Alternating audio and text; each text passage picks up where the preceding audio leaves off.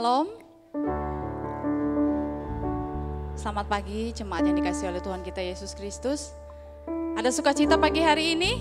Amin. Ada sukacita pagi hari ini? Amin, puji Tuhan. Mari saya ajak semuanya berdiri.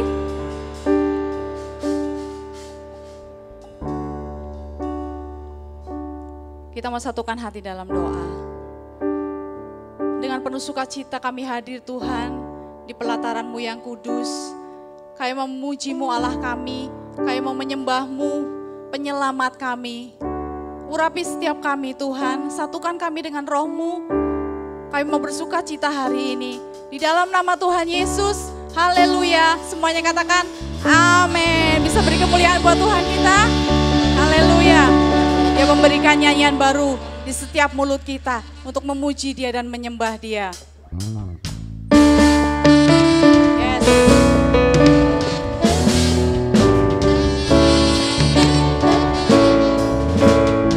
Tuhan memberikan nyanyian baru dalam mulutku untuk memuji-muji Allah kita.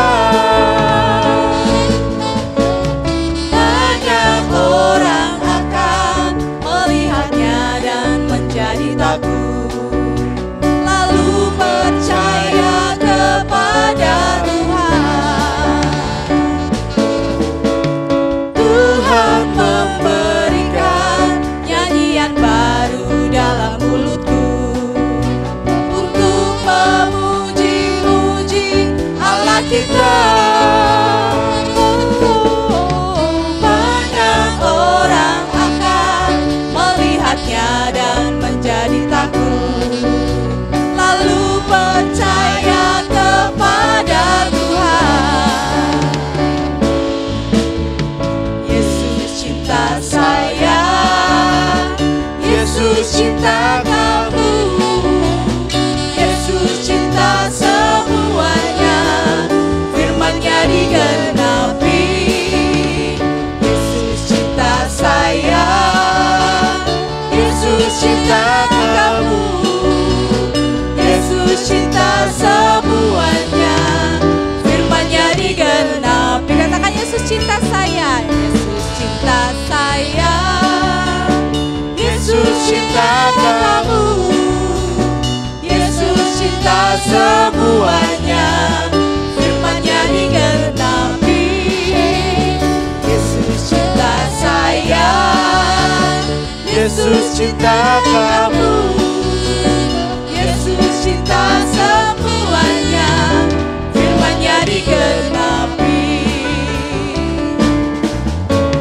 Tuhan memberikan nyanyian baru dalam mulutku untuk memuji-muji Allah kita. Banyak orang akan melihatnya dan menjadi takut, lalu percaya kepada Tuhan.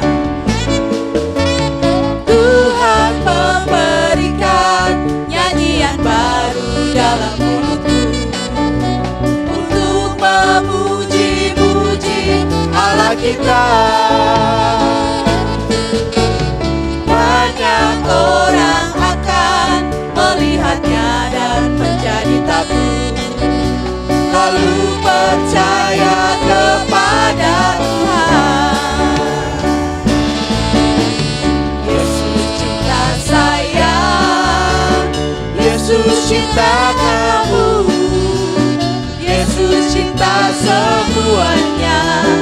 Firman-Nya digenapi, Yesus cinta saya, Yesus cinta kamu, Yesus cinta semuanya. Firman-Nya digenapi. Lagi katakan, Yesus cinta saya. Bisa tunjuk kanan kirinya. Yesus cinta kamu, Yesus cinta semuanya.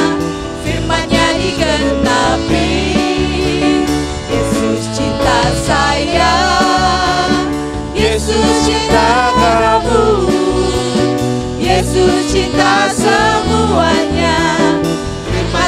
Chủ Giêsu ai wo, Chủ Giêsu ai wo, Chủ Giêsu ai đi, Chủ Giêsu ai ta, sự tình đi cao su wo, Chủ Giêsu ai wo, Chủ Giêsu ai đi, Chủ Giêsu ai ta, sự tình đi cao su wo. Katakan Yesus, Yesus cinta saya, Yesus cinta kamu, Yesus cinta semuanya, firman-Nya digenapi.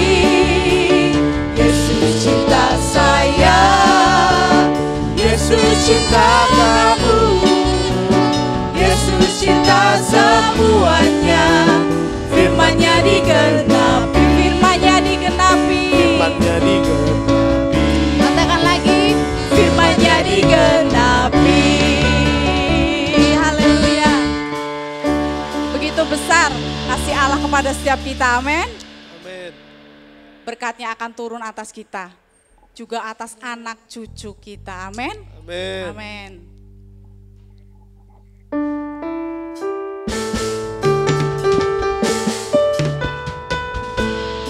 Yes, haleluya. Begitu besar kasih Allah. Begitu besar kasih pada kita. Anak cucu kita di mana-mana, Tuhan mengubah miskin dan menjadikan kaya. Dia merendahkan dan meninggikan juga. Berbahagialah bagi orang yang percaya. Anak cucunya pasti tidak akan meminta-minta, karena Allah menggenapi firman-Nya.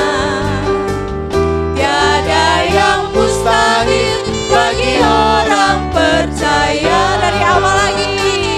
Begitu Besar kasih Allah pada kita, diberkatilah anak cucu kita di mana-mana.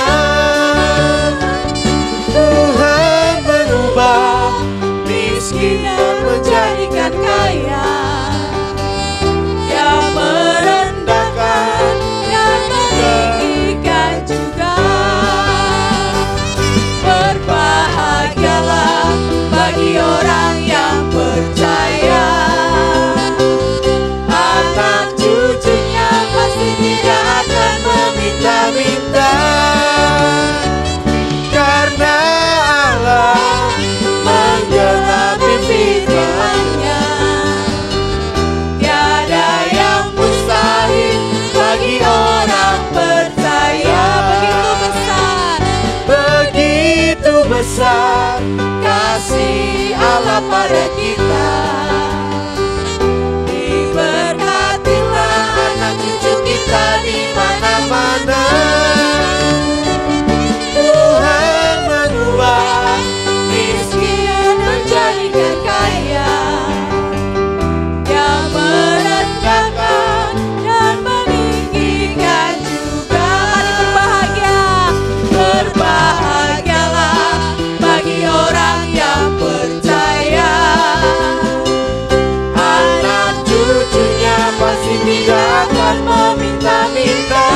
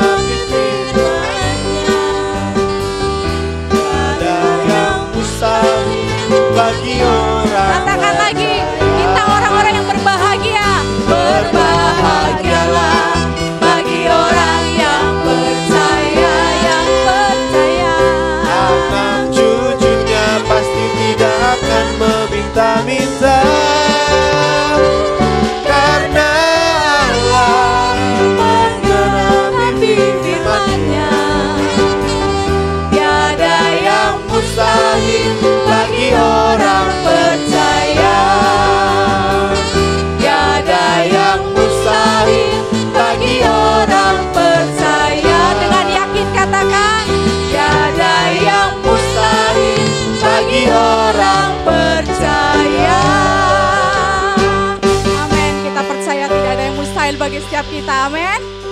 Silakan kembali duduk. Kasihnya melebihi apapun di dunia ini, amin. Itu lebih tinggi dari gunung, lebih dalam dari lautan, bahkan lebih luas dari samudra.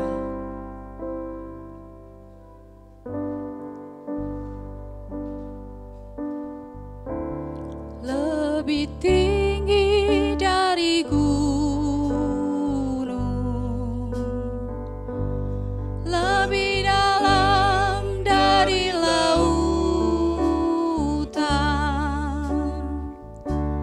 lebih luas dari samudra.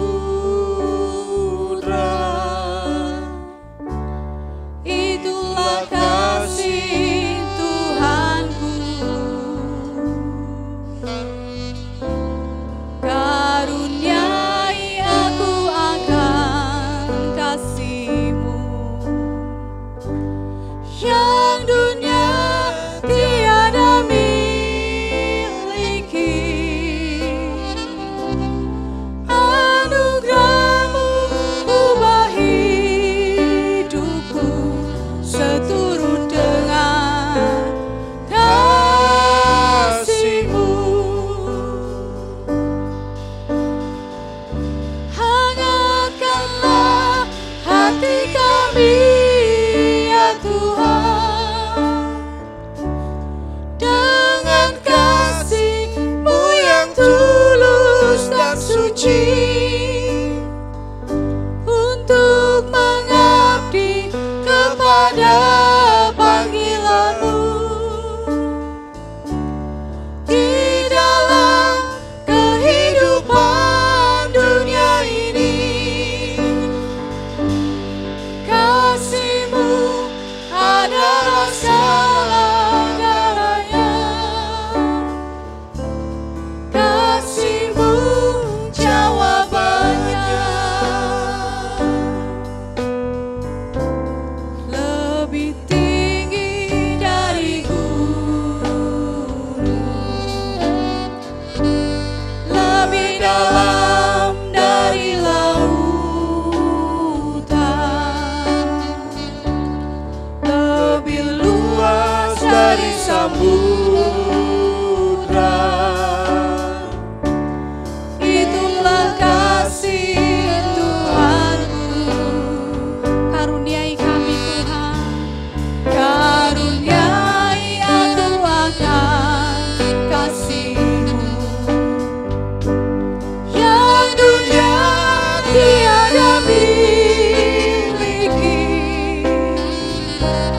Anugerah-Mu ubah hidupku seturut dengan kasih-Mu. Angkatkanlah hati kami, ya Tuhan, dengan kasih-Mu yang tulus dan suci, untuk mengabdi kepada panggilan-Mu di dalam kehidupan dunia ini. Kasih-Mu adalah segala-galanya. Kasih-Mu jawabannya. Mari lebih lagi, lebih sungguh lagi. Lebih tinggi dari gunung, ya Tuhan. Lebih dalam dari laut, Itu lebih luas dari samudra, Tuhan. lebih luas dari samudra. Itulah kasih Tuhanku. Karuniai aku akan kasih-Mu yang dunia tiada miliki. Anugerah-Mu ubah hidupku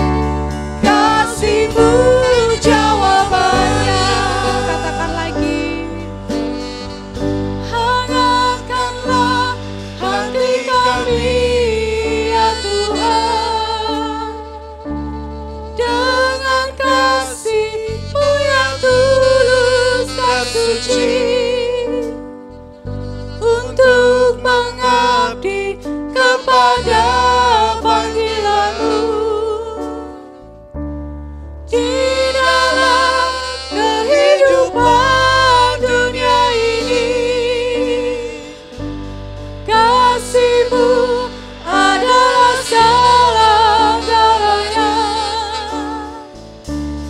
Kasih-Mu jawabannya. Hangatkan hati kami Tuhan, hangatkanlah hati kami ya Tuhan.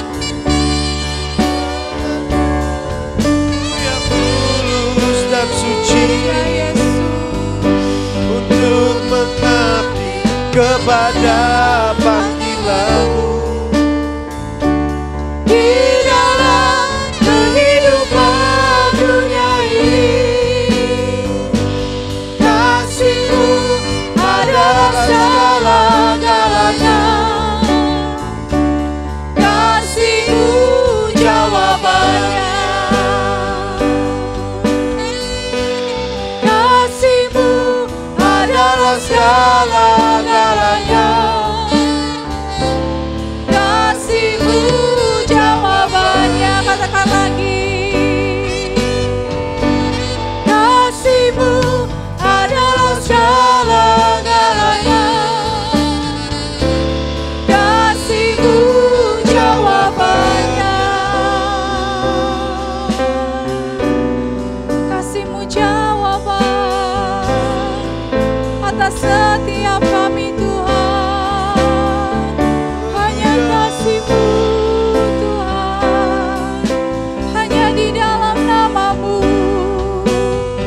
hanya dalam pribadi-Mu Tuhan, kami temukan jawaban kami. Hanya di dalam kasih-Mu kami temukan segala Tuhan, jawaban dari persoalan kami. Hanya di dalam kasih-Mu Tuhan, kami menemukan jawabannya. Tidak ada dari yang lain Tuhan. Ajar kami mengetahui hal itu Yesus. Ingatkan kembali kami Bapa, bahwa hanya di dalam nama-Mu, hanya di dalam Engkau Tuhan, kami menemukan segala jawaban dari setiap persoalan kami Tuhan. Haleluya, haleluya, haleluya. Haleluya. Haleluya. Haleluya.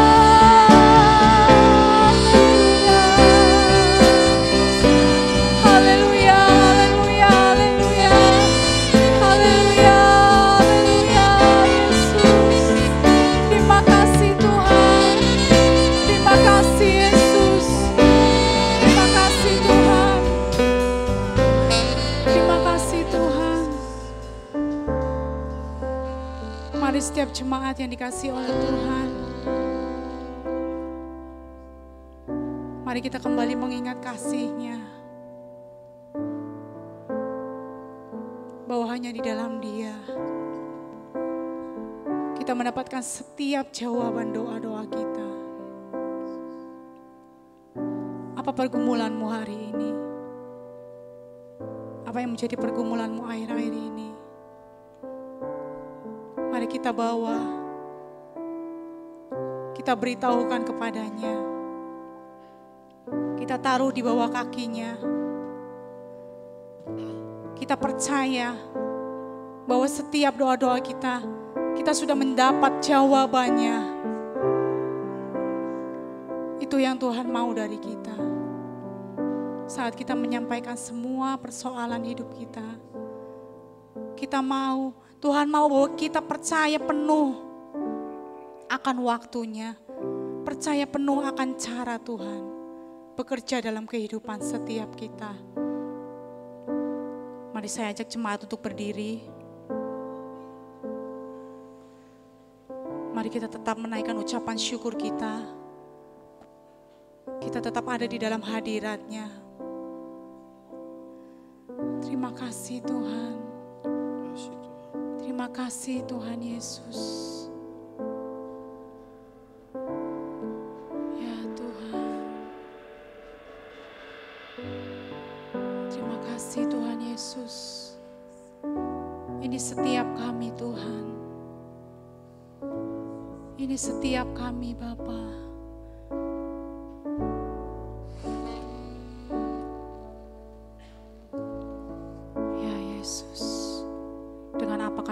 atas kasih-Mu yang begitu besar Tuhan. Ya Bapa. Yes Tuhan. Dengan apa ku membalas kasih-Mu yang ku terima dari-Mu.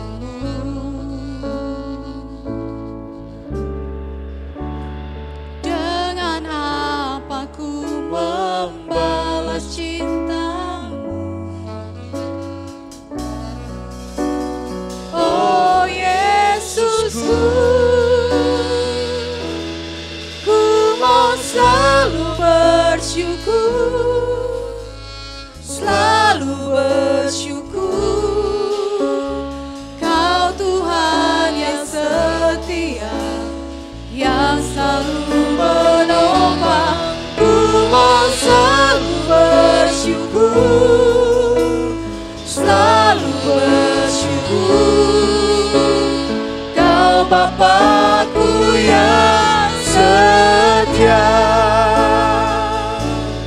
Ku mau selalu bersyukur, selalu bersyukur. Kau Tuhan yang setia, yang selalu menopang. Ku mau selalu bersyukur, selalu bersyukur. Kau Bapa-Ku yang setia.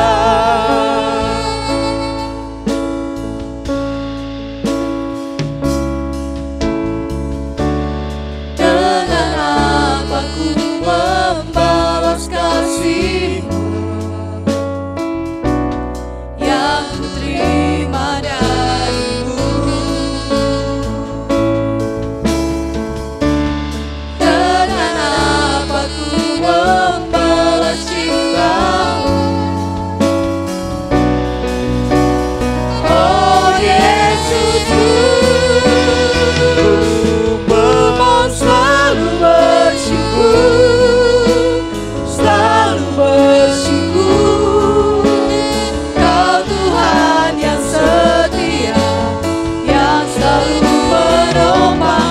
Ku mau selalu bersyukur, selalu bersyukur. Kau Bapa-Ku yang setia. Ku mau selalu bersyukur, selalu bersyukur. Kau Tuhan yang setia, yang selalu menopang. Ku mau selalu bersyukur, selalu bersyukur. Kau Bapa-Ku yang setia. Kau Bapa-Ku yang setia. Kau Bapa-Ku yang setia. Kau Bapa-Ku yang Setia. Kami bersyukur buat hari ini, hari yang baru yang Tuhan beri buat kami. Kami tahu oleh kasih karunia kami ada sebagaimana kami ada pagi ini.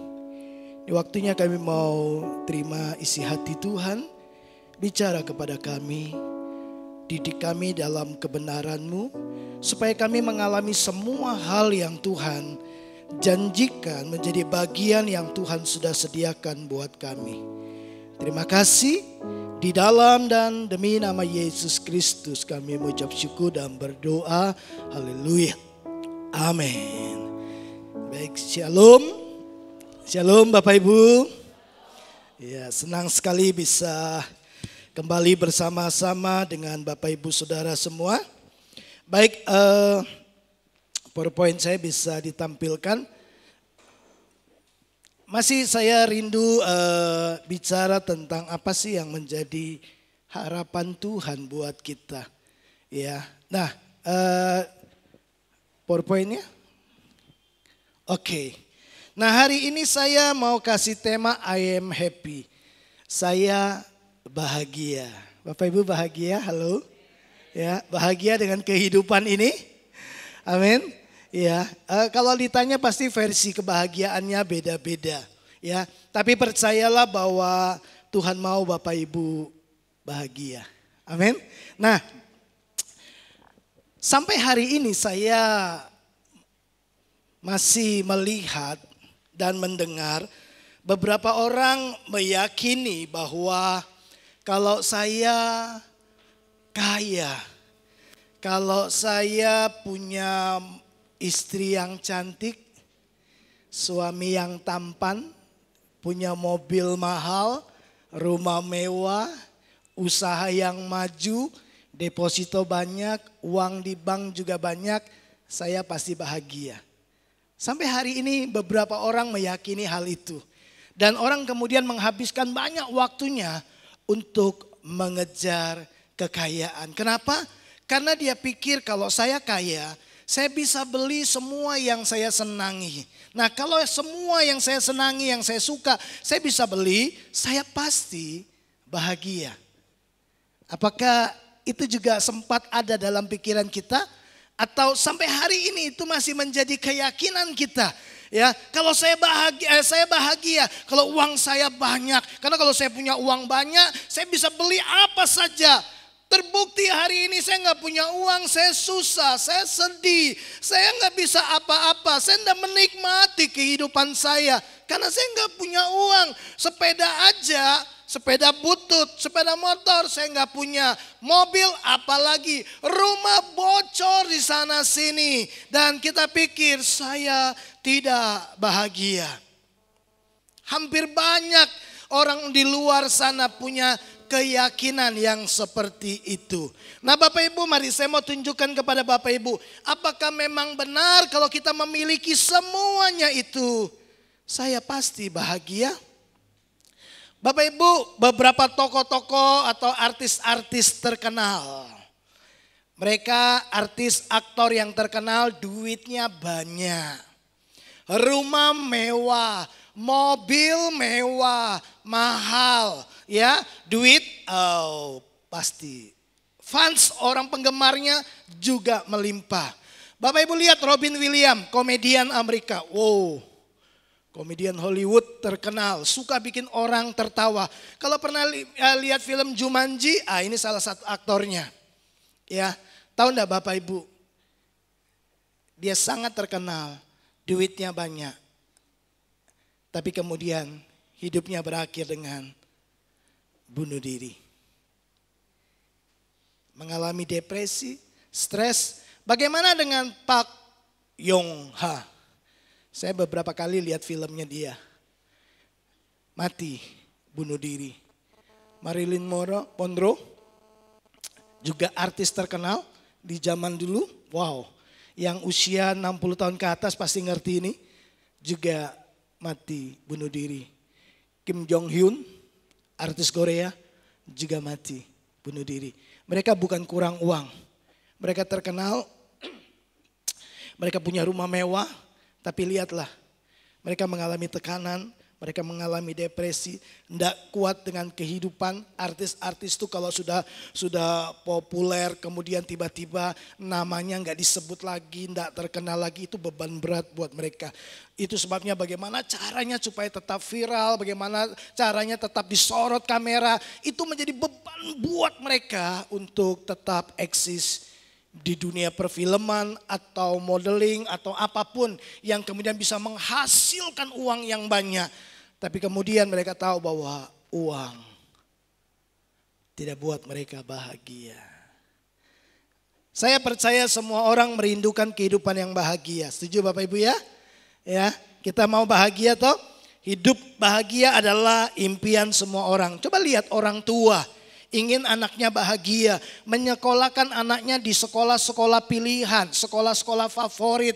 Bahkan tidak sedikit yang kirim anaknya ke luar negeri dengan harapan membekali anaknya dengan pendidikan, berharap nanti masa depannya gilang gemilang, dia bisa hidup bahagia, punya pekerjaan yang mapan, bisa punya penghasilan yang banyak, lalu kemudian bisa beli rumah sendiri, bisa beli mobil mewah, kemudian nanti satu saat bisa buat orang tuanya bangga, bisa kirim orang tuanya keliling dunia dan lain sebagainya.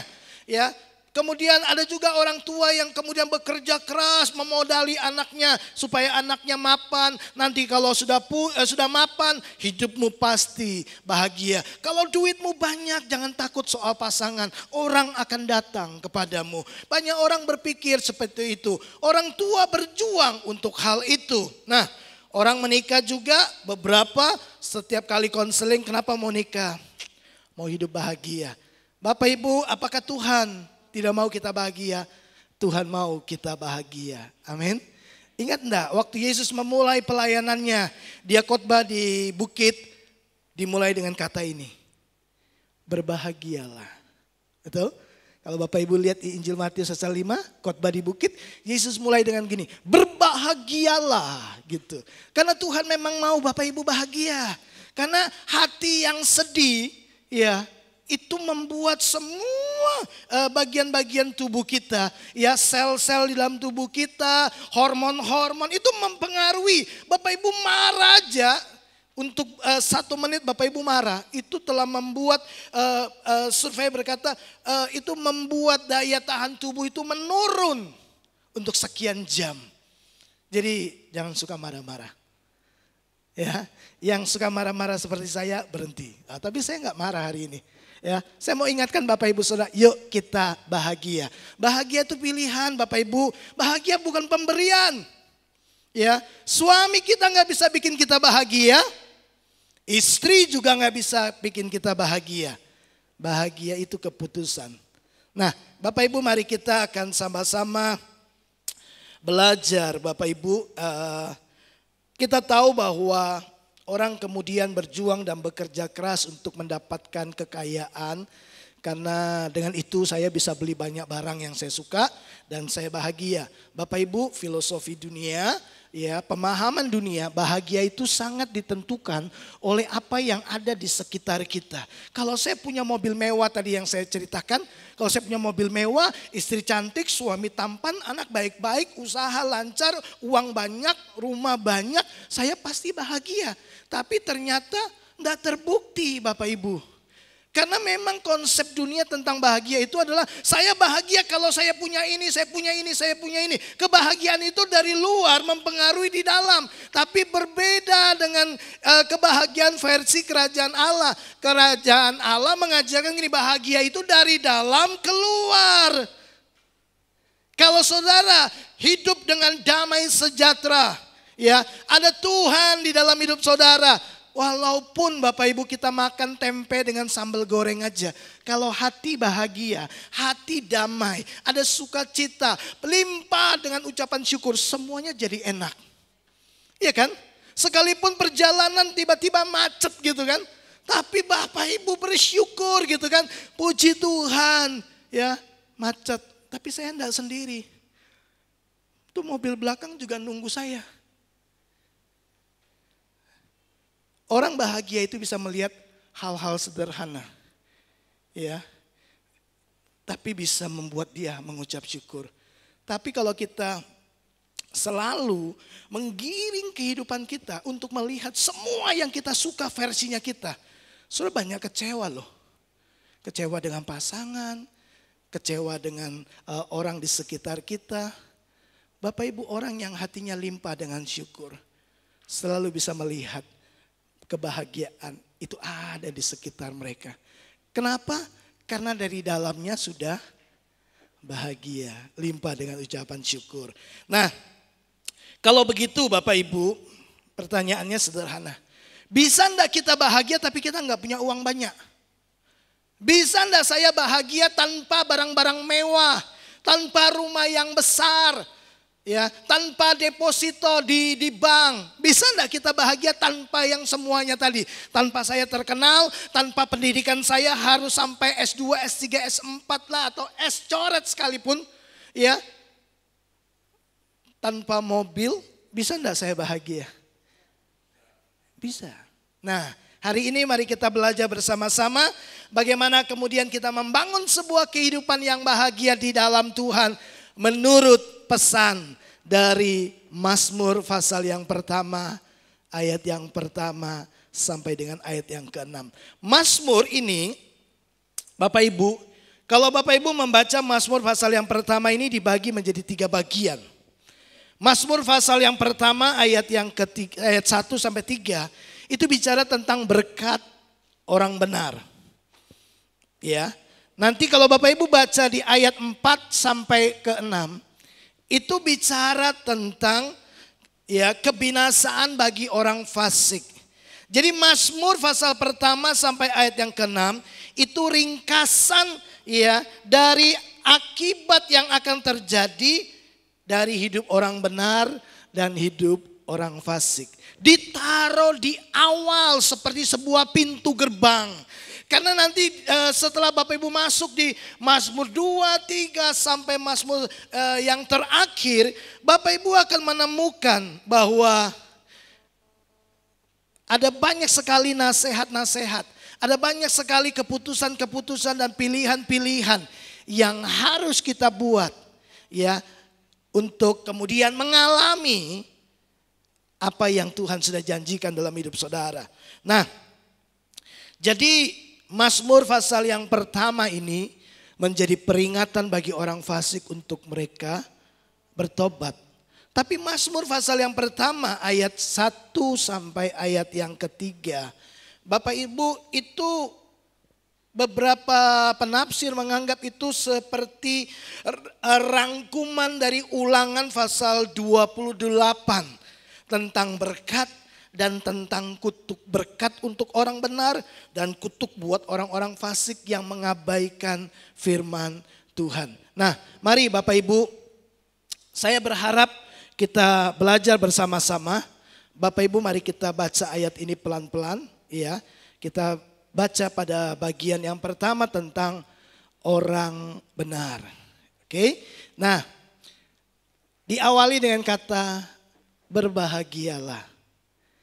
Artinya memang Tuhan mau kita bahagia kan. Yesus khotbah pertama, kata yang pertama dia katakan, berbahagialah orang yang haus dan lapar akan Tuhan. Betul? Berbahagialah orang yang membawa damai, sebab dia akan disebut anak-anak Allah. Berbahagialah orang yang suci hatinya, karena dia akan melihat Tuhan.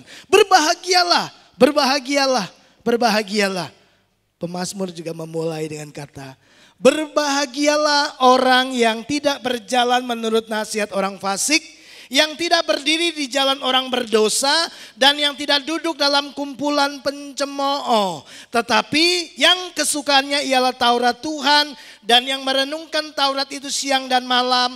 Ia seperti pohon yang ditanam di tepi aliran air, yang menghasilkan buahnya pada musimnya, dan yang tidak layu daunnya, apa saja yang diperbuatnya berhasil. Kita lihat bagian yang kedua. Bukan demikian orang fasik. Berbeda. Jadi kalau orang benar diawali dengan kata berbahagialah, tapi tidak dengan orang fasik. Berarti orang fasik tidak akan pernah mengalami kebahagiaan yang sejati. Senang mungkin, tapi bahagia beda. Nah, bukan demikian dengan orang fasik. Mereka seperti sekam yang ditiupkan angin.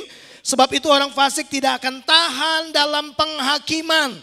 Begitu pula orang berdosa dalam perkumpulan orang benar. Sebab Tuhan mengenal jalan orang benar, tetapi jalan orang fasik menuju kebinasaan. Nah, Bapak Ibu, bagaimana kemudian kita membangun kehidupan kita supaya kita bahagia. Supaya kita berbahagia seperti yang dikatakan Mazmur pasal pertama sampai dengan ayatnya yang ketiga. Supaya kita ini tidak terkontaminasi dengan filosofi dunia bahwa saya harus kaya untuk bahagia, saya harus cantik, ya glowing wajah saya supaya saya bahagia, saya harus mendapatkan pujian orang lain. Itu sebabnya kita sibuk sama penampilan kita supaya kalau orang puji saya bahagia. Tapi ketika orang tidak puji kita, udah ganti baju bagus, beli baju yang bermerek gitu ya. Udah dandan sana, dandan sini, semua biasa aja, nggak ada yang muji kita. Kita merasa kita nggak bahagia. Bapak Ibu, jangan sampai kemudian kebahagiaan kita ditentukan oleh penilaian-penilaian orang lain. Nah, kita mau bahagia versi kerajaan Allah, kebahagiaan yang sejati. Nah, Bapak Ibu, mari kita belajar dari nasihat firman Tuhan pagi hari ini.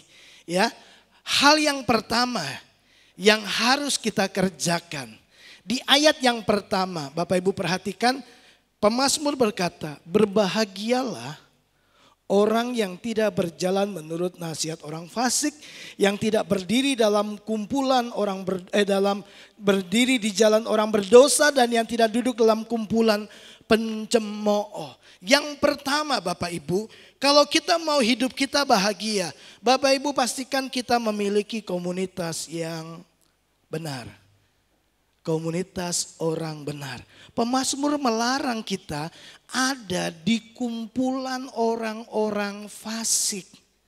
Ya, nanti saya akan tunjukkan kepada Bapak Ibu Saudara bahwa orang-orang fasik selalu membawa orang lain kemudian masuk kepada problema dan masalah-masalah, ya. Dan tidak ada kedamaian dan tidak ada kebahagiaan dalam komunitas bersama dengan orang fasik. Jadi yang pertama Bapak Ibu, kita harus memiliki komunitas yang benar. Ya, lagi-lagi saya mengingatkan betapa pentingnya kita berkomunitas. Ya, nanti saya akan tunjukkan kepada Bapak Ibu Saudara bahwa teman komunitas kita itu bisa menjadi berkat, bisa menjadi jerat. Betul? Nah, kita harus bisa membedakannya. Ya, kalau Bapak Ibu suka pergi pancing, ya kita pancing, kita kasih umpan kan. Lalu kalau Intan sama Heru pasti ngerti itu, ya, karena mereka punya pemancingan. Waktu orang pancing, dia lemparkan umpannya itu sama pancingnya, lalu dia tunggu. Nah, ikan yang di air itu, tahu enggak dia bahwa itu berkat atau jerat? Enggak tahu kan? Betul enggak? Nah, kita tuh juga harus belajar Bapak Ibu menjadi orang yang bijaksana. Pokoknya begini, dia taunya jerat ketika sudah jadi masalah. Betul enggak? Waktu dia makan ternyata pancing itu mengait mulutnya, lalu dia tertangkap dan berakhir kehidupannya di penggorengan. Sama Bapak Ibu, kalau kita tidak bijaksana memilih teman, Bapak Ibu, kita pikir orangnya baik, kita pikir nasihatnya masuk akal gitu ya. Dan Bapak Ibu kemudian berteman dengan orang yang salah. Lalu kemudian Bapak Ibu dapat masalah. Lalu kemudian kehidupan kita menjadi kacau balau. Karena kita pikir itu berkat, ternyata jerat. Nah, Bapak Ibu coba perhatikan ini. Beberapa pesan daripada kitab Amsal. Amsal 22-24 berkata begini, jangan berteman dengan orang yang lekas gusar, ya, orang yang gampang cemas, khawatir gitu ya. Kita jadi ikut, lama-lama kita akan jadi ikut khawatir. Jangan bergaul dengan seorang pemarah, supaya engkau jangan menjadi biasa dengan tingkah lakunya. Saudara bergaul dengan orang yang suka marah, lama-lama saudara terbiasa, kemudian juga jadi orang yang suka marah. Ya, orang itu ngomel, terus lama-lama saudara jadi tidak suka sama orang yang dia omel, lalu kemudian saudara ikut ngumpat, saudara ikut marah. Nah, kitab Amsal berkata, kita itu kalau berteman dengan orang yang salah, cepat atau lambat kita akan membangun sebuah kebiasaan sama dengan tingkah lakunya. Dan kemudian apa? Memasang jerat bagi dirimu sendiri. Jadi teman komunitas kita itu bisa menjadi jerat loh buat kita. Bisa merusak hidup kita. Nah, coba lihat Amsal 13 ayat 20. Siapa bergaul dengan orang bijak akan menjadi bijak. Kalau saudara ngobrol dengan orang yang berpendidikan, Lama-lama saudara akan mengerti ya banyak hal. Kenapa? Saudara menerima banyak pengajaran, banyak didikan dari mereka. Dari yang tidak tahu menjadi tahu. Ya, saya ingat saya tuh mulai belajar komputer itu tahun 2002. Jadi waktu saya masih di Tawangmangu, Bapak Ibu gak usah cerita-cerita ya. Saya itu hidupkan itu komputer, gak tahu. Saya cuma lihat mereka asik ya, saya cuma bisa pakai mesin ketik. Karena nggak ada on off-nya. Ya, saya nggak ngerti tahun 99 saya nggak ngerti bagaimana menggunakan laptop. Nah, tahun 2002 itu ada mahasiswa yang praktek di Rembang. Nah, kemudian saya tanya, ya, ada CPU-nya gitu kan. Saya bilang, ajarin aku dong gimana menghidupkan komputer. 2002 Bapak Ibu, terus diajari nih tombol ini pencet. Lalu gitu, saya bawa kertas, saya catat tombolnya dipencet. Ya, bodoh ya kayaknya ya.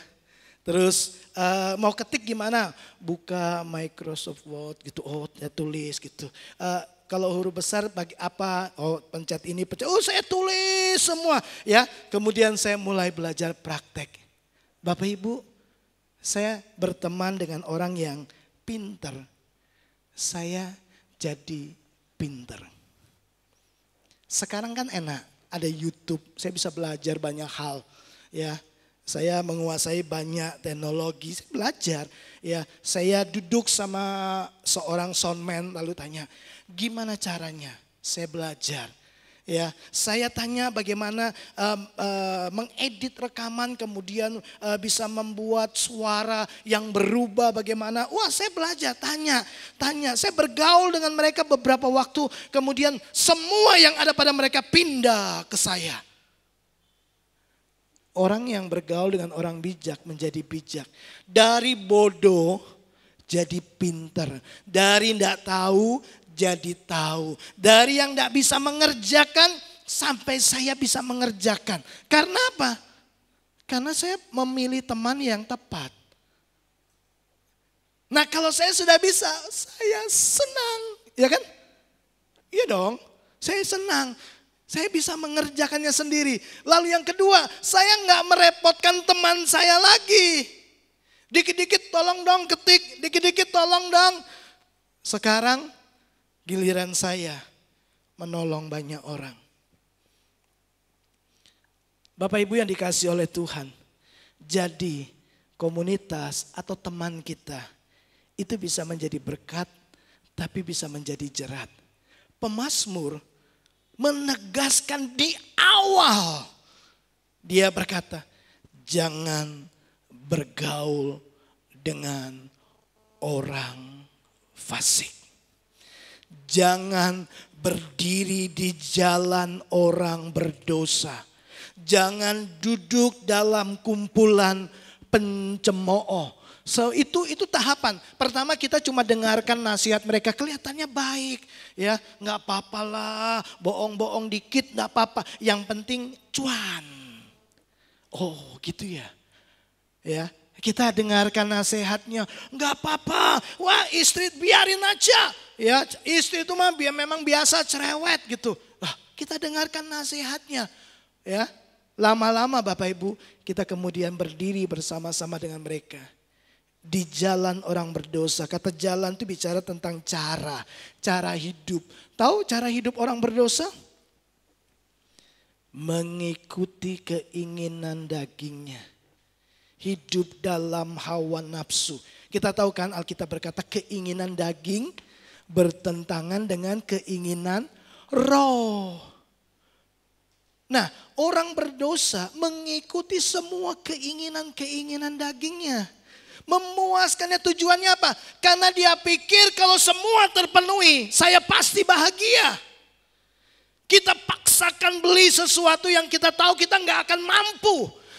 Tapi demi gengsi, supaya saya kelihatan bahagia, supaya saya kelihatan orang yang mapan, Bapak Ibu. Kemudian kita terjerat, ya, dalam berbagai macam persoalan. Bukankah nasihat Paulus kepada Timotius berkata begini, orang yang cinta uang itu akan terjerat dalam berbagai macam masalah. Karena dari situlah bermula berbagai macam keinginan-keinginan yang jahat. Nah, Bapak Ibu, mari kita belajar bahwa komunitas yang benar penting buat Bapak Ibu, Saudara dan saya. Dengan siapa kita berkomunitas? Catat itu. Nah, saya mencatat beberapa hal Bapak Ibu. Ya, nasihat orang fasik itu akan menjerumuskan kita pada kehidupan yang jauh dari kebahagiaan. Nah, di di Ayub pasal 3 ayat 17 dikatakan orang fasik itu suka menimbulkan huru hara.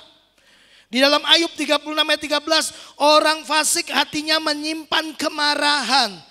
Jalan orang fasik menuju kebinasaan, Mazmur 1 ayat 6 tadi. Dan menyesatkan, Amsal 12 ayat 26.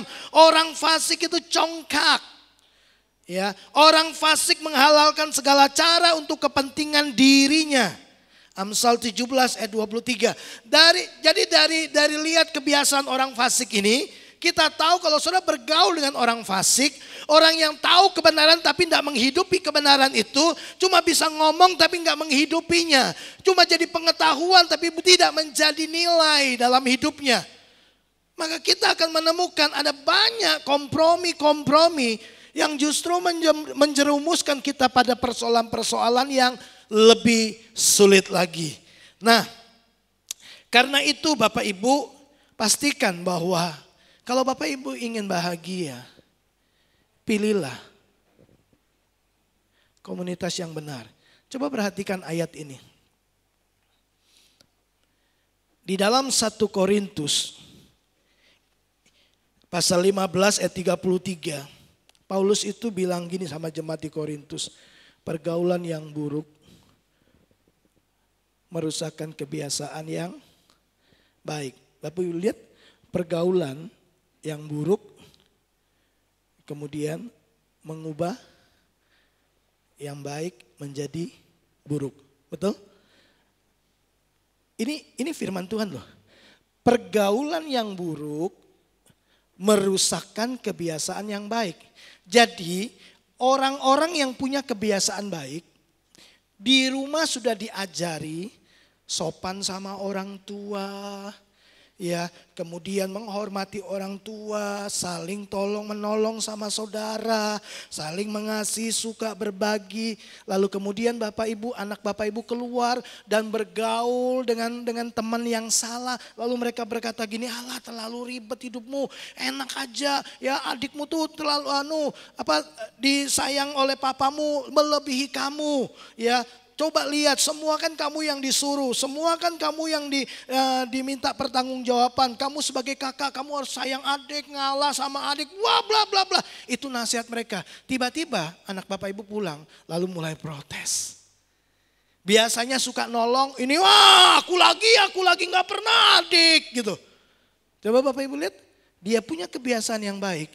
Karena salah pergaulan, kebiasaan baiknya menjadi rusak. Itu orang yang punya kebiasaan baik. Ketemu pergaulan yang buruk jadi rusak. Apalagi pergaulan yang buruk menghancurkan bahkan membinasakan kebiasaan yang buruk. Ya, sudah nggak punya kebiasaan baik, ketemu pergaulan yang buruk, hancur hidup kita. Yang punya kebiasaan baik saja, punya sikap yang baik, punya cara hidup yang baik, ketemu pergaulan buruk rusak. Apalagi kalau nggak punya, semakin rusak kan? Nggak mungkin kita kemudian bisa berbahagia. Bapak Ibu dengarkanlah apa yang menjadi pesan daripada firman Tuhan. Ya, kalau kita mau bahagia, firman Tuhan bilang begini. Perhatikan teman-temanmu. Dengan siapa kamu berteman. Kalau kamu berteman dengan pemarah, lama-lama kamu akan jadi pemarah. Saya dulu rajin ke gereja. Lalu kemudian problem di dalam keluarga membuat saya ingin lebih banyak ada di luar daripada di rumah. Nah, ketemulah sama teman-teman yang ndak ke gereja, yang ndak benar. Saya mulai apa Bapak Ibu? Mulai judi. Kenapa? Karena mereka penjudi. Mulai apa? Ngerokok. Kenapa? Nah, mereka merokok. Ya, pertama ndak mau, ndak gitu kan.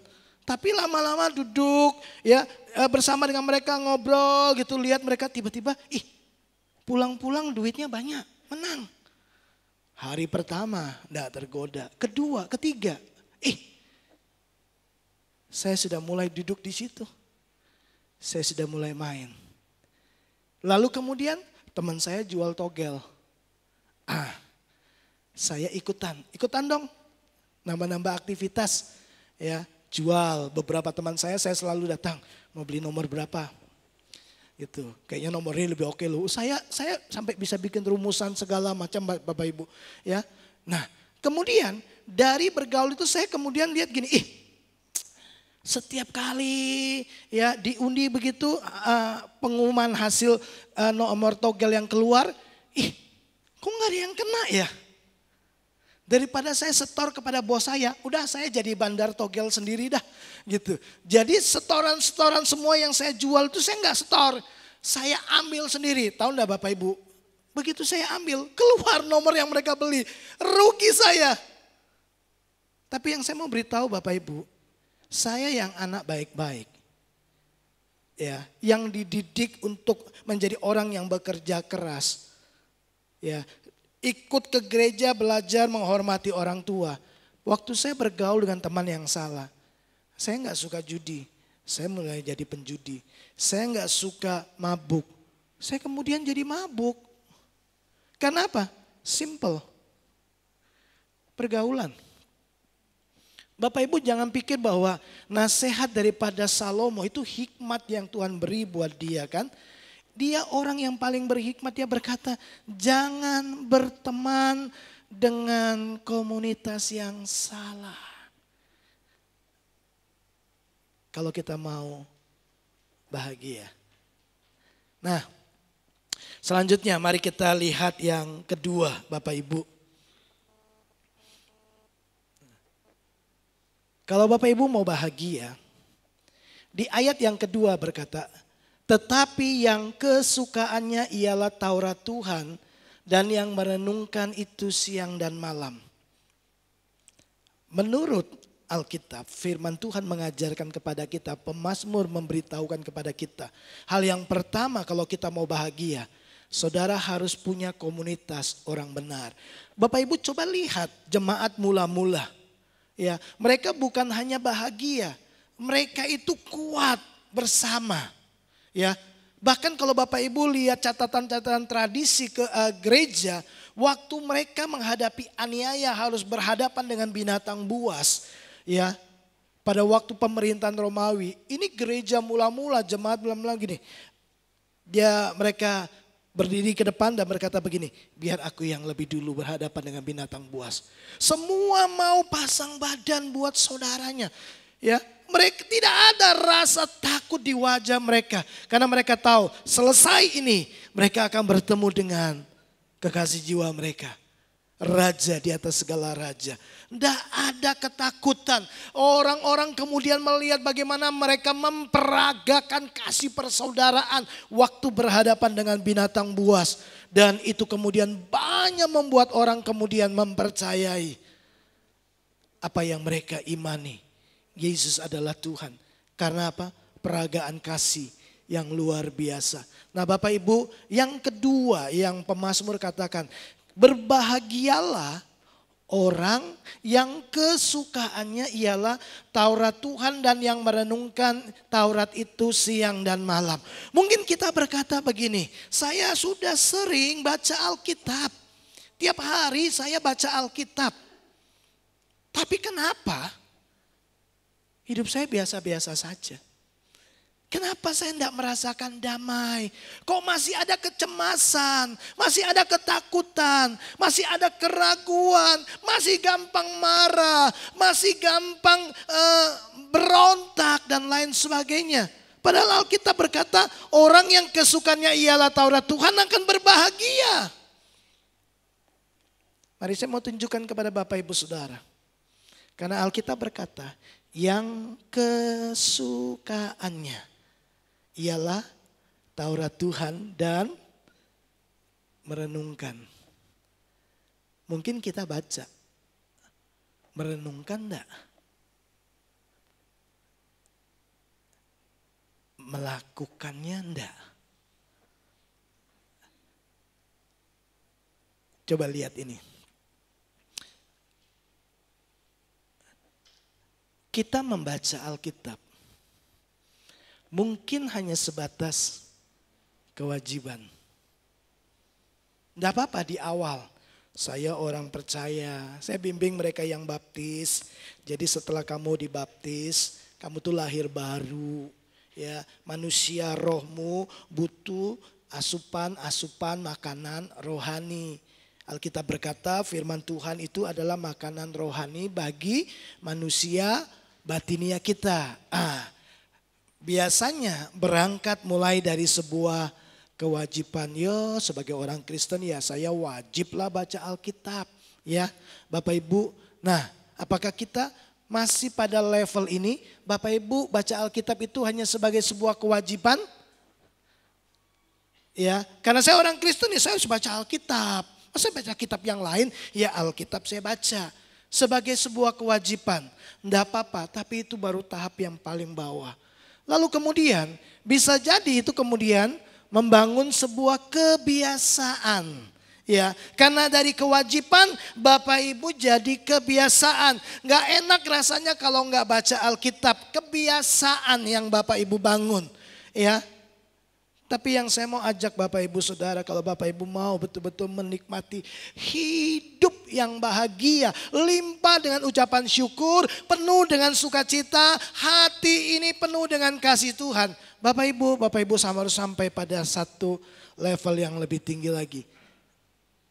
Bapak Ibu suka banget sama firman Tuhan. Ya, bukan hanya Alkitab buku, Bapak Ibu handphone saudara yang saudara buka pertama kali itu Alkitab. Waktu Bapak Ibu senggang, anak-anak udah tidur siang, makanan udah siap semua, yang Bapak Ibu buka Alkitab. Ya, sudah pada sampai level gini, aku cinta sama firman Tuhan, aku suka sama firman Tuhan, selalu firman Tuhan yang dibuka. Gitu. Nah, sekarang apa yang menjadi kesukaan Bapak Ibu Saudara?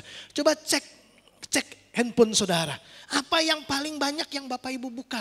Itu menunjukkan kesukaan saudara. Apa yang menjadi kesukaan kita, itu yang menjadi pengejaran kita. Ya, karena kita berpikir apa yang kita sukai, itu yang kita kejar. Karena kita yakin bahwa itu akan membuat saya bahagia. Makanya kita kejar. Kenapa saya nggak bahagia? Padahal saya baca Alkitab. Ya baru selevel kewajiban. Karena Alkitab berkata mereka yang bahagia adalah yang kesukaannya Taurat Tuhan.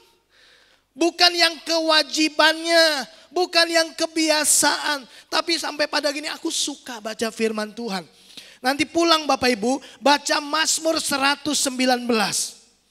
Bapak Ibu akan temukan betapa Daud itu cintanya luar biasa sama firman Tuhan. Ya, pulang baca ya. Mazmur 119. Itu nanti Bapak Ibu akan temukan. Kalau salah di ayat yang 98 sampai 100 dia berkata gini. Firman-Mu itu, perintah-Mu itu, Taurat-Mu itu, ketetapan-ketetapan-Mu itu membuat aku lebih bijaksana dari guruku. Lebih berhikmat daripada orang-orang tua. Wow! Firman Tuhan membuat kita lebih bijak, lebih berhikmat. Mazmur 119 ayat 105, ada yang tahu? Ada yang tahu ayat ini?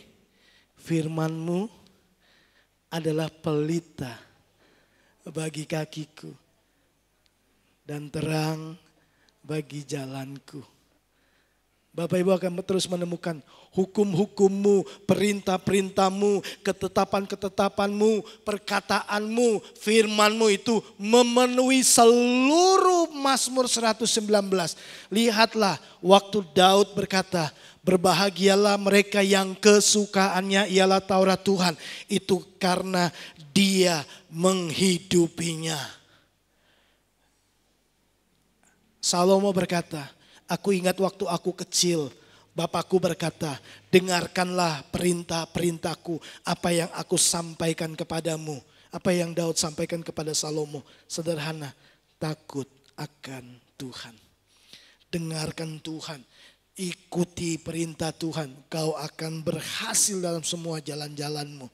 Bapak Ibu, apa yang menjadi kesukaanmu hari-hari ini? Siapa, apa yang memandu hidupmu? Ya, setiap hidup kita ini digerakkan oleh apa yang kita yakini. Ya, saya berdoa supaya Bapak Ibu benar-benar bahwa firman Tuhan itu menjadi kesukaan setiap kita. Dengar ini baik-baik. Kemarin saya juga share sama full time. Saya bilang begini bahwa langit dan bumi akan berlalu. Betul? Yesus bilang kan? Yang tinggal tetap apa? Firman. Jadi semua yang menjadi pengejaran orang yang orang pikir itu bisa membuat dia bahagia. Alkitab berkata, semua akan lenyap. Di 2 Petrus pasal yang ketiga dikatakan, langit akan lenyap, bumi dan segala yang ada di dalamnya dan di atasnya semua akan hancur. Jadi mobil-mobil hancur, rumah hancur gitu kan. Betapa salehnya kita orang-orang yang hidup takut akan Tuhan. Karena kita akan tinggal selama-lamanya. Bapak Ibu, investasi terbaik kehidupan bagi saya. Itu yang pertama, firman Tuhan. Karena itu akan tinggal tetap selama-lamanya. Itu jadi pengejaran saya. Yang kedua yang akan tinggal tetap selama-lamanya itu manusia. Betul? Kita akan ada di kekekalan. Entah di neraka atau di surga. Tapi kekal manusia. Betul? Nah, investasikan hidupmu kepada dua hal ini. Firman Allah, manusia. Bapak Ibu bagi nilai kepada seseorang. Dia menerima nilai dan prinsip kerajaan. Dia hidupi. Selama dia hidup, nilai itu ada sama dia. Bagaimana kalau kemudian dia bagikan kepada anak-anaknya? Nilai itu kemudian berkembang. Memberkati banyak orang, ya kan? Kemudian memberikan kepastian kepada banyak orang. Karena nilai-nilai yang kita bagi berasal dari firman yang tinggal tetap selama-lamanya. Kalau firman Tuhan itu tinggal tetap selama-lamanya, kenapa enggak ini yang kita pegang? Kenapa kita berusaha mengejar yang fana dan habiskan seluruh hidup kita untuk semua yang kemudian nanti kita tinggalkan? Nggak dibawa masuk ke dalam kubur. Dan kemudian semua itu akan hilang pada hari waktu Yesus datang. Saya mendorong Bapak Ibu Saudara, cintai firman Tuhan. Kau akan bahagia. Karena banyak kali kemudian firman Tuhan meneduhkan hati. Menguatkan kembali kaki yang mulai goyah. Memberi semangat kepada mereka yang mulai letih lesu. Itu firman Tuhan. Saya berkali-kali bangkit dari keterpurukan. Itu ketika firman Tuhan bicara kepada saya. Banyak nasihat tapi tidak bisa membuat saya tenang. Karena nasihat-nasihat dari teman-teman saya lahir dari pengalaman-pengalaman mereka. Pengalaman bukan kebenaran. Walaupun di dalam pengalaman ada kebenaran yang kemudian digenapi. Tapi saya nggak bisa ikuti pengalaman. Saya harus ambil prinsipnya. Bahwa Tuhan setia. Tuhan bela saya. Bahwa anak-anaknya tidak akan meminta-minta. Saya pegang itu waktu saya berjumpa Tuhan sebagai Bapa saya. Dia berkata, aku yang akan memelihara hidupmu. Udah, itu yang saya pegang. Bahwa orang benar, anak cucunya tidak akan meminta-minta. Daud berkata, waktu aku muda sampai aku tua, aku tidak pernah melihat anak-anak orang benar itu meminta-minta. Saya bilang sama Tuhan, Tuhan, Kau tuh Bapakku. Kau bertanggung jawab atas hidupku. Bagianku adalah mengerjakan, menghidupi kehendak-Mu.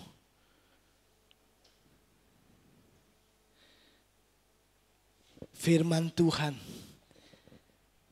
itu pondasi yang kuat.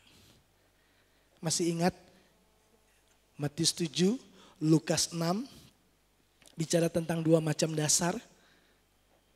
Lukas 6 ayat 46 berkata, Yesus berkata kepada mereka, engkau berkata, engkau berseru, Tuhan, Tuhan. Tapi kau tidak lakukan apa yang aku katakan. Tapi orang yang mendengar perkataanku dan melakukannya, mendengar perkataanku dan melakukannya, dia seumpama orang yang menggali dalam-dalam tanah dan meletakkan batu sebagai dasar. Lalu dia mulai membangun rumah di atasnya. Lalu datang hujan, banjir, angin kencang. Rumah itu tetap kuat. Kalau terjadi tsunami, semuanya hancur. Tiba-tiba rumah Bapak Ibu Saudara saja yang berdiri kokoh. Wow, senang doh. Wow, keren. Orang puja, ya orang cerita, orang bangga-banggain rumahnya keren. Ya menghadapi badai dan segala macam. Ya coba Bapak Ibu lihat, kalau banjir datang yang diserang apa? Pondasinya. Iya kan? Angin nyerang apa? Dindingnya kan. Tapi dinding bisa kuat karena pondasi. Hujan. Berkat pun bisa menjadi ujian loh buat kita. Nah, Bapak Ibu, kalau Bapak Ibu mau bahagia, maka membaca firman Tuhan dan merenungkan, jangan jadikan itu sebagai kewajiban. Ya, aku sudah baca, aku sudah share, sudah. Selebihnya dari siang sampai malam kita enggak lihat sedikit pun firman Tuhan. Cuma pagi tok. Ya, karena saya harus baca firman ya gitu. Apalagi yang punya grup, yang punya kewajiban harus sharing gitu kan. Ya udahlah saya baca. Tapi setelah selesai itu pencet share, selesai tugas saya. Lalu kemudian tidak dibicarakan lagi, tidak direnungkan lagi, apalagi dilakukan. Kita lupa sepanjang hari. Coba lihat ya handphone kita, aplikasi apa yang paling banyak kita buka. Itu sebenarnya menunjukkan itulah yang paling Bapak Ibu suka. Yang kita buka itu yang kita suka. Betul? Betul gitu ya Bapak Ibu? Yang suka TikTok kan bukanya TikTok terus. TikTok, TikTok, TikTok gitu kan. Yang suka Facebook kan bukanya Facebook. Saya tidak larang buka itu Bapak Ibu. Tapi jangan sampai itu mengalahkan kesukaanmu kepada firman Tuhan. Ya wajar Bapak Ibu. Kemudian kita tidak bahagia. Karena lihat yang di TikTok kayaknya dia lebih cantik dari saya. Wah dia lebih kaya dari saya. Lihat Facebook, ya teman saya sekarang lagi ada di Swiss. Saya mah masih cuma di toko Swiss. Sama-sama Swiss, tapi saya cuma bisa beli roti. Dia lagi di Swiss, di negara Swiss. Ya kan? Kita sedih gitu kan. Coba, enggak buat Bapak Ibu bahagia. Ya kan? Buat Bapak Ibu sebel kan? Ah, sok pamer, setiap kali foto selalu pajang-pajang. Supaya orang, loh kok kita ngomel? Dia yang foto, dia yang pasang, kita yang ngomel. Bapak Ibu bahagia dengan kehidupan kayak begitu? Halo? Coba lihat teman pergi sana pergi sini, pasang ini pasang itu ya. Baru beli mobil baru, sok bergaya. Loh kok kita yang jengkel? Ya kan? Ada yang kasih status, aku lagi sedih, aku lagi gini. Alah kayak gitu aja dibuat masalah. Loh malah komen orang lain. Saudara tidak akan pernah bahagia kalau kesukaanmu di luar firman Tuhan. Oke, saya dorong Bapak Ibu Saudara, yuk yang masih pada level kewajiban yuk tingkatkan. Ya, sampai Bapak Ibu gini, kesukaanku ialah firman Tuhan. Nah yang terakhir Bapak Ibu, kalau Bapak Ibu mau berbahagia, pemazmur bilang begini, ia seperti pohon yang ditanam di tepi aliran air yang menghasilkan buahnya pada musimnya. Dan yang tidak layu daunnya apa saja yang diperbuatnya berhasil. Keberhasilan kita memberi dampak kepada orang lain. Kehidupan kita, sukacita kita, kebahagiaan kita memberi dampak bagi orang lain. Bapak Ibu lihat waktu saya lihat ini, wow, pengemis ini nangis ketika seorang bapak tua lihat dia jalan tanpa menggunakan alas kaki. Dikasihkan, kamu pakai saja sandalku. Itu kebaikan kecil, tapi telah memberikan kebahagiaan besar di hati seorang pengemis. Tindakan kecil, tapi memberi dampak yang besar. Bapak Ibu jangan sepelekan hal-hal kecil. Kalau saya taruh ini di sini, Bapak Ibu ini kecil, cuma naruh aja. Tapi dia sudah memberikan pengaruh yang besar kan. Menambah sebuah keindahan daripada kosong.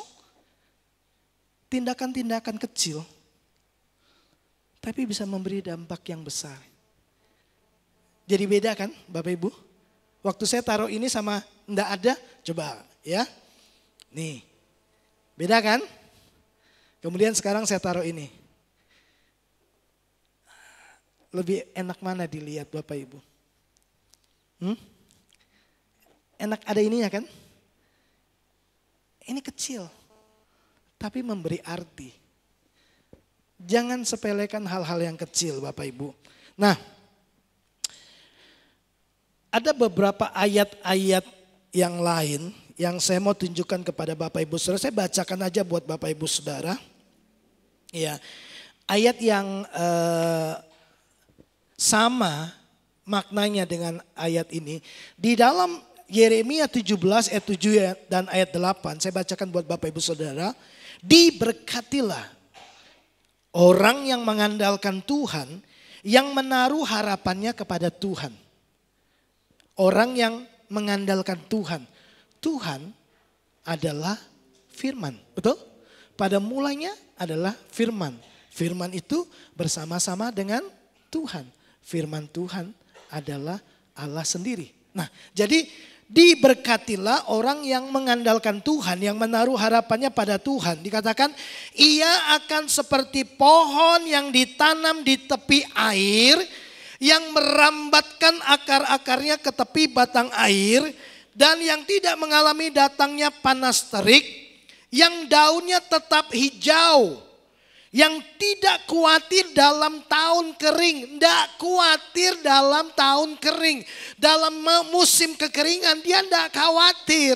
Kenapa? Dia terhubung sama sumber. Artinya kalau dia tidak khawatir, dia tetap bahagia. Dia tetap bersyukur. Dia tetap limpah dengan sukacita. Mana ada orang khawatir lalu happy? Nggak ada. Saya lanjutkan lagi. Yang daunnya tetap hijau. Yang tidak khawatir dalam tahun kering. Dan yang tidak berhenti menghasilkan buah. Bapak Ibu, di depan kita ini ada toko buah. Ya. Dan buah itu dijual untuk bisa dinikmati. Betul? Nah, kehidupan yang bahagia adalah kehidupan yang memberi makna, memberi arti, memberi dampak bagi orang lain. Kebahagiaan Bapak Ibu itu menular, ya, dibagikan kepada orang lain. Satu ayat lagi. Yehezkiel pasal 4, ya, dikatakan demikian di ayat yang ke-12. Sorry sebentar Bapak Ibu.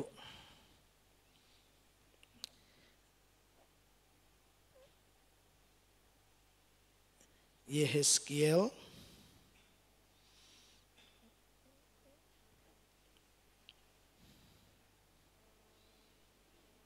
Yehezkiel 47 ayat 12 dikatakan demikian.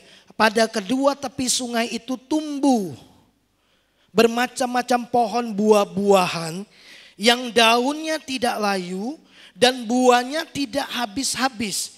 Tiap bulan ada lagi buahnya yang baru, sebab pohon-pohon itu mendapat air dari tempat kudus itu, buahnya menjadi makanan, daunnya menjadi obat. Jadi orang yang berbahagia di dalam Tuhan itu orang yang terkoneksi dengan Tuhan. Kok bisa terkoneksi dengan Tuhan? Ya karena kesukaannya ialah firman Tuhan dan merenungkannya siang dan malam.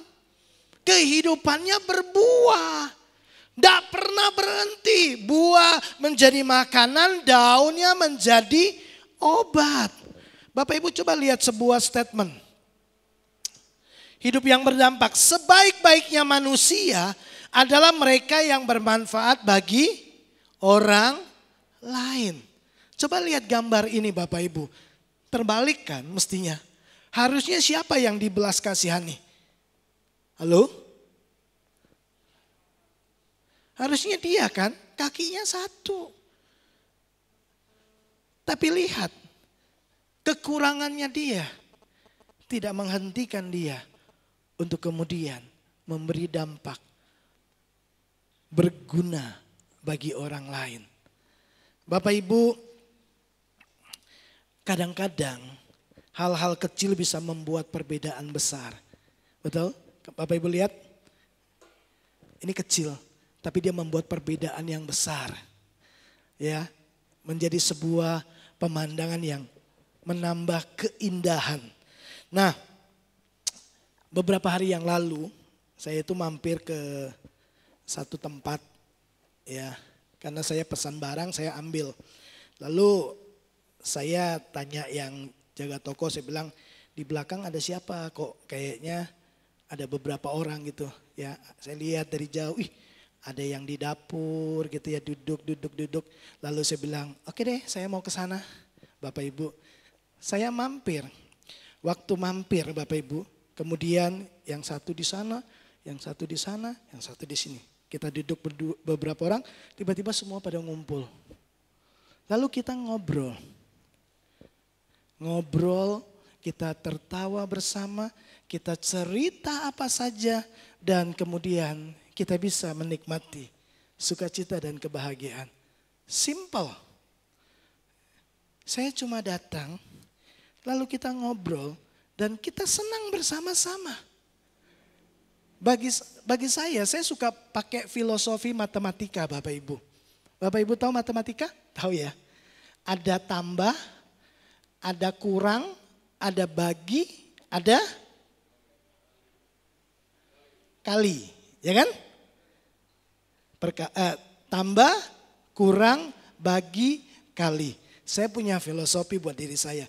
Setiap kali saya datang, saya mau Tuhan menambahkan kebahagiaan buat orang lain. Menambahkan kebaikan buat orang lain. Saya mau datang, saya mengurangi semua kesedihannya. Saya mengurangi bebannya. Saya mengurangi kesusahan hatinya. Dengan cara saya membagi hidup saya. Lakukan apa yang kita bisa dengan apa yang ada pada kita. Dan saya mau melipat gandakan sukacitanya. Kali kan? Jadi menambahkan, mengurangi beban hidupnya, mengurangi kesedihannya, ya, tambah, kurang, bagi, membagikan apa yang ada pada saya, lalu melipat gandakan. Saya selalu ingatkan diri saya kalau saya datang, matematika, apa yang saya bisa tambahkan. Apa yang saya bisa kurangi, apa yang saya bisa lipat gandakan, apa yang saya bisa bagi Tuhan. Supaya apa? Hidup saya buah kebenaran, buah karakter, buah roh itu bisa dinikmati oleh orang lain. Simple Bapak Ibu. Itu kehidupan yang bahagia. Bapak Ibu yang dikasih oleh Tuhan, ingatlah bahwa masa depan itu datang dari hari ke hari, tidak langsung, ya kan? Masa depan tuh hari ini kita lalui dari hari ke hari. Dampak hidup yang besar juga itu akumulasi dari tindakan-tindakan kecil ya yang kita lepaskan dengan penuh kasih. Perbuatan besar itu terdiri dari perbuatan-perbuatan kecil. Saya kalau lewat di depan begitu, saya ketemu misalkan sama tukang parkir, cuma tepuk. Sehat selalu ya Mas, iya Pak gitu. Kalau enggak lewat di sebelah kiri ini ya ada mie ayam ya. Kalau dia duduk saya langsung ketok ini, tok, laris, amin gitu. Bapak Ibu simple, tindakan simple tapi bikin mereka bahagia. Bagi mereka itu sebuah doa. Saya cuma bilang ini, kan biasa kan mereka suka laris. Jadi saya ketok, tok, laris ya Mas gitu. Hanya saya selewat begitu saja. Itu bagi saya tindakan-tindakan kecil. Tapi melihat wajah mereka senyum, mereka bilang amin. Ya, Bapak Ibu, saya berharap bahwa setiap kita menambahkan sukacita bagi orang-orang di sekitar kita. Kehadiran kita mengurangi ya beban hidup mereka. Dengan apa? Kita membagi apa yang ada pada kita. Lakukan apa yang bisa kita lakukan dengan apa yang ada pada kita. Lipat gandakan sukacita mereka. Lipat gandakan kebahagiaan mereka. Karena kita adalah orang-orang yang dipanggil untuk menjadi berkat. Amin Bapak Ibu. Jadi saya mau selesai dengan ini. Bapak Ibu dengar ini baik-baik. Adalah keinginan Tuhan Bapak Ibu bahagia. Betul? Tuhan mau Bapak Ibu bahagia. Yang pertama, perhatikan dengan siapa engkau berteman. Apa komunitasmu? Perhatikan apa yang menjadi kesukaanmu. Apakah firman Tuhan atau hal-hal yang lain. Karena apa yang kau sukai akan menjadi pengejaranmu. Yang ketiga Bapak Ibu, hiduplah memberi makna, memberi arti. Berdampaklah kepada banyak orang. Selalu ada hal-hal yang Bapak Ibu bisa lakukan untuk menambah kebahagiaan orang lain. Sekecil apapun itu. Mungkin bagi kita kecil, tapi bagi dia sangat besar. Hanya berkata, semangat ya. Itu telah memberi kepada dia sebuah energi untuk kemudian bekerja lebih keras lagi untuk anak dan istri yang ada di rumah. Hanya dengan sebuah tepukan saja. Ya, hanya dengan sebuah senyum, hanya dengan sebuah perkataan saja. Kemudian telah membangkitkan kehidupan orang lain. Dia bahagia, percayalah. Waktu kita lihat dia bahagia, kita bahagia. Kita sedang membagi kebahagiaan yang kita dapat dari Tuhan. Tuhan memberkati kita. Yuk, mari kita sama-sama datang kepada Tuhan. Ada satu pujian yang sangat lama. Ya, yuk kita bangkit berdiri. Kita akan menyanyikan pujian dari Mazmur pasal yang pertama. Berbahagialah orang yang kesukaannya ialah Taurat Tuhan.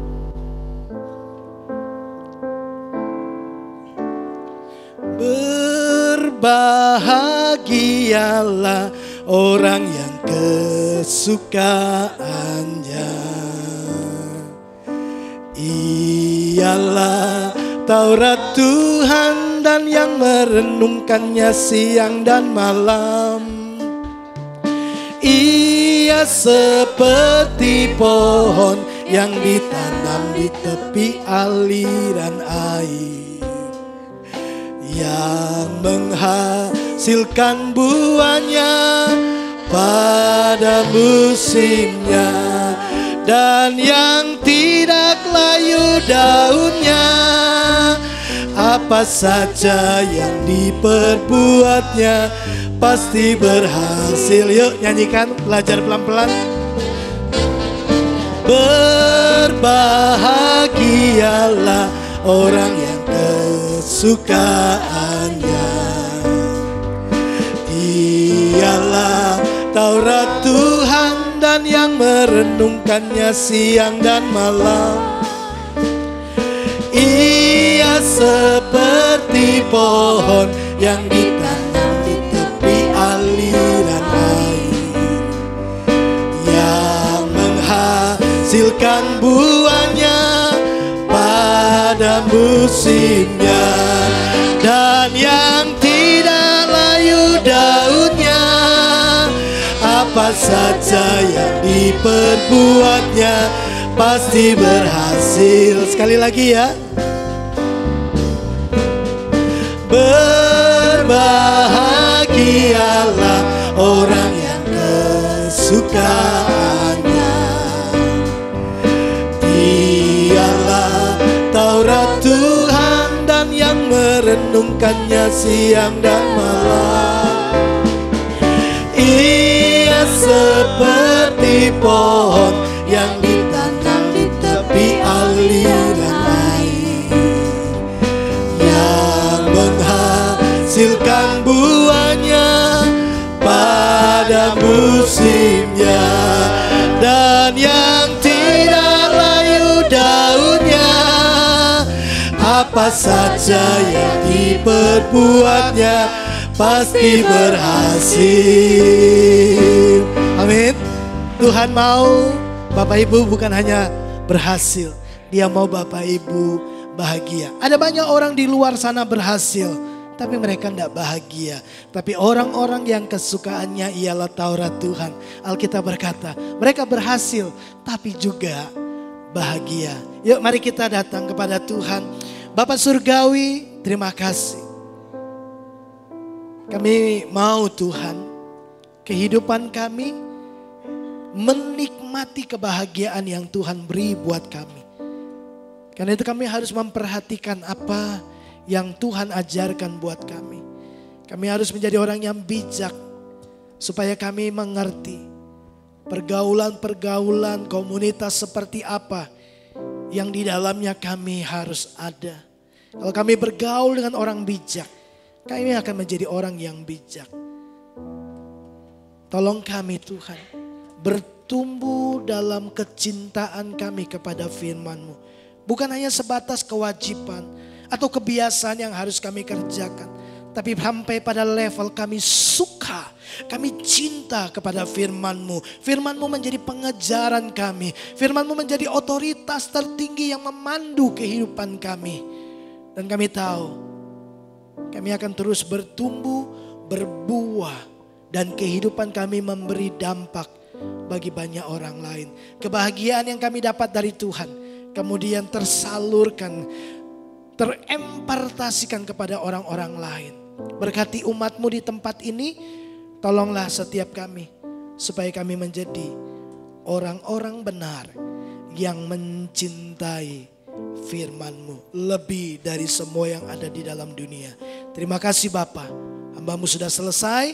Berkati umat-Mu di dalam dan demi nama Yesus Kristus kami berdoa. Amin. Mari kita selesaikan pertemuan ibadah kita. Mari bangkit berdiri bersama-sama. Kita akan berdoa. Kami memuji kebesaran-Mu, ajaib Tuhan, ajaib Tuhan. Kami memuji kebesaran-Mu, ajaib Tuhan,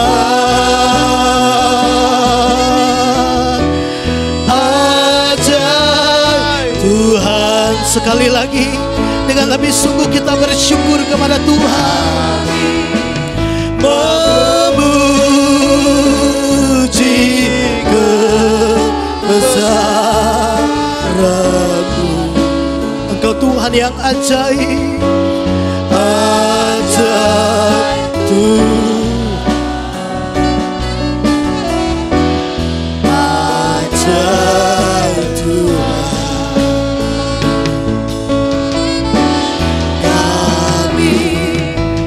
memujikan besaranmu.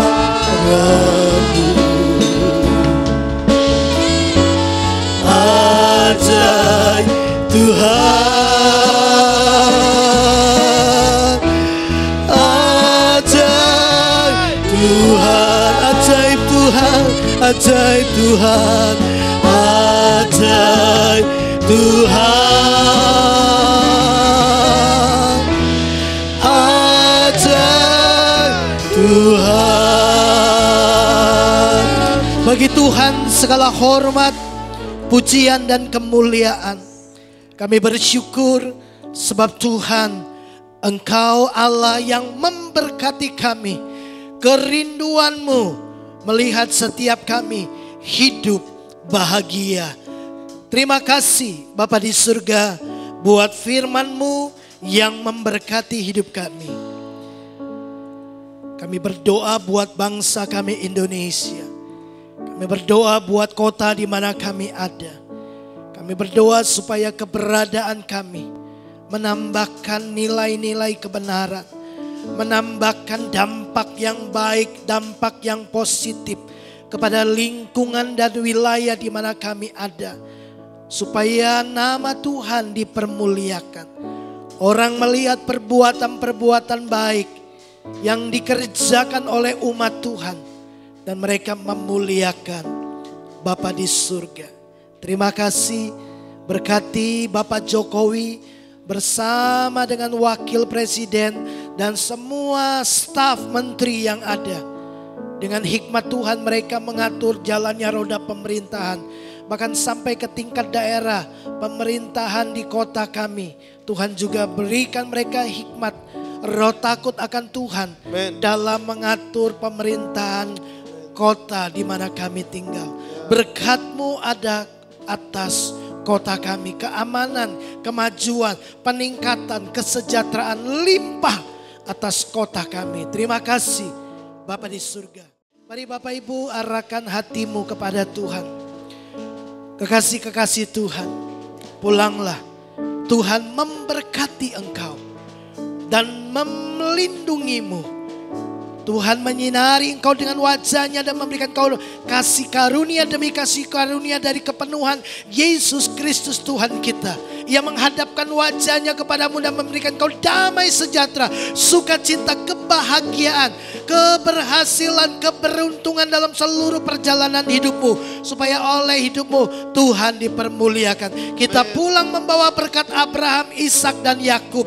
Berkat yang disempurnakan di dalam Kristus Yesus Tuhan kita. Pulang dan bawa berkat ini di dalam nama Tuhan Yesus Kristus. Setiap kita yang percaya diberkati Tuhan, mari sama-sama katakan amin. Selamat hari Minggu.